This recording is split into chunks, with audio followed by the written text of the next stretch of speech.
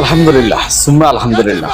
এই মুহূর্তে সবচেয়ে জনপ্রিয়, সবচেয়ে খুশি সংবাদ হচ্ছে আমেরিকার যার সন্তান, ইসরায়েলের কুলাঙ্গার প্রধানমন্ত্রী নেতানিয়াহু আর নেই।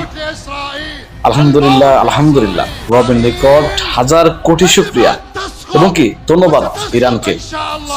ইরান যে জবাব দিয়েছে এটাই দরকার ছিল।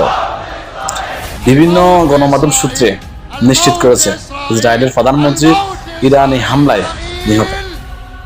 এটা পুরো মুসলিম বিশ্বের জন্য না, এটা পুরা বিশ্বের জন্য, সকল ধর্ম সকল মতের লোকের জন্য এটা খুশি সংবাদ।